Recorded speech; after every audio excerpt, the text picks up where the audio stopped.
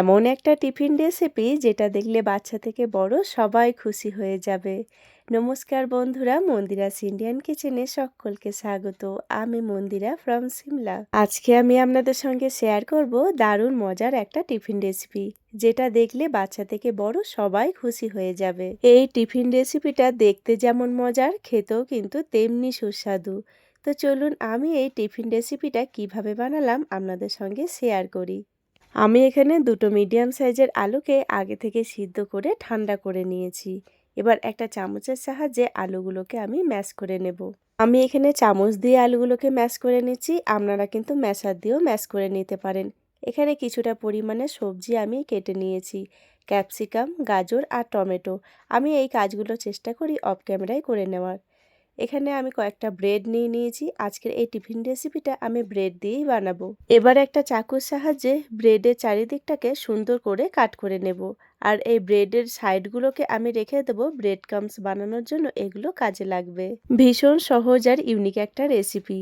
এরকমভাবে একবার tiffin recipe বাচ্চাদেরকে বানিয়ে খাওয়ালে বাচ্চারা কিন্তু বারবার খাওয়ার আবদার করবে। ব্রেডের চারিদিকটাতে আমি খুব সুন্দরভাবে কাট করে নিয়েছি। এবার আমি এর স্টাফিংটা বানিয়ে নেব। গ্যাসের মধ্যে একটা কড়াই বসিয়ে দিয়েছি আর কড়াইয়ে পরিমাণ মতো সর্ষের তেল দিয়ে দিলাম। তেলটা হালকা গরম হয়ে গেলে গ্রেট করে রাখা আমি গাজরটাকে এর মধ্যে দিয়ে দিচ্ছি। গাজরটাকে দিয়ে একটু নাড়াচাড়া করে নিচ্ছি। আপনারা কিন্তু আপনাদের পছন্দের যে কোনো সবজি এর মধ্যে ব্যবহার করতে পারেন। গাজরটাকে একটু নাড়াচাড়া করে নেওয়ার পরে এর মধ্যে দিয়ে দিচ্ছি কুচিয়ে রাখা ক্যাপসিকাম আর দিয়ে দিচ্ছি কুচিয়ে রাখা টমেটোটাকে। ক্যাপসিকাম আর টমেটোটাকে দিয়ে একসঙ্গে ভালো করে নাড়াচাড়া করে নিচ্ছি।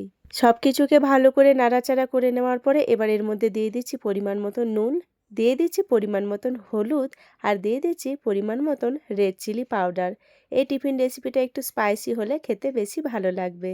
সব কিছুকে দিয়ে খুব ভালো করে নাড়াচাড়া করে নিচ্ছি। ঝালের পরিমাণটা কিন্তু আপনারা কম বা বেশি করে নিতে পারেন।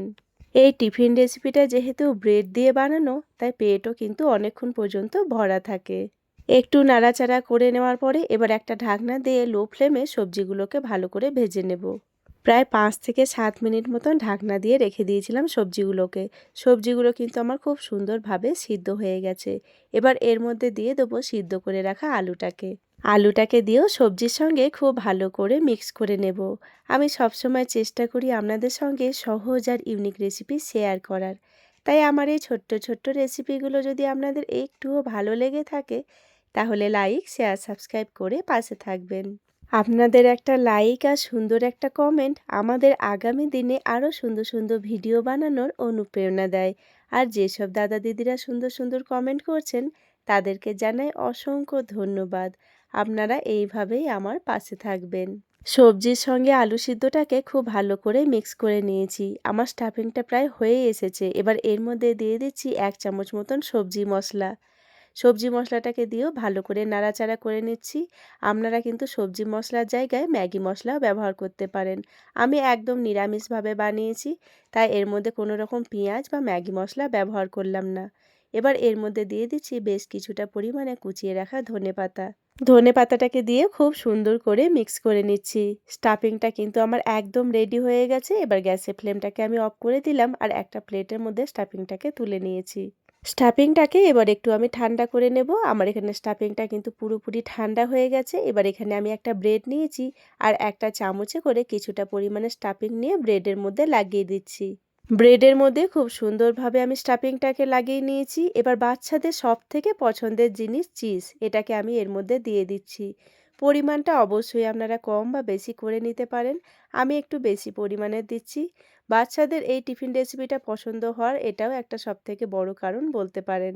পুরো ব্রেডটার মধ্যে আমি চিজ ভালো করে লাগিয়ে দিয়েছি। এবার ওপর থেকে কয়েকটা ধনেপাতা কুচি দিয়ে দিলাম। একটা প্লেটের মধ্যে রাখলাম। এবার এর মধ্যে দিয়ে দিচ্ছি চিলি ফ্লেক্স। একটু স্পাইসি হলে এই টিফিন রেসিপিটা কিন্তু খেতে ভীষণ ভালো লাগবে। এটা পুরোপুরি অপশনাল, আপনারা চাইলে স্কিপও করে যেতে পারেন। আমার এখানে 4টে ব্রেড কিন্তু একদম রেডি হয়ে গেছে। এবার গ্যাসের মধ্যে একটা কড়াই বসিয়ে দিলাম। কড়াইয়ের মধ্যে সামান্য পরিমাণে সাদা তেল দিয়ে ভালো করে ব্রাশ করে নিচ্ছি। এই টিফিন রেসিপিটা বানানোর জন্য খুব একটা তেলের প্রয়োজন আমাদের হবে না। এবার একটা একটা করে ব্রেড আমি কড়াইয়ের মধ্যে দিয়ে দিচ্ছি। আমার এখানে একসঙ্গে দুটো করে ব্রেড হয়েছে, তো আমি একসঙ্গে দুটো ব্রেডই দিয়ে দিয়েছি। এবার একটা ঢাকনা দিয়ে ৫ থেকে ৭ মিনিট মতন রেখে দেবো, কিংবা বলতে পারেন চিজটা যতক্ষণ না ভালো করে মেল্ট হচ্ছে ততক্ষণ পর্যন্ত রেখে দেবো।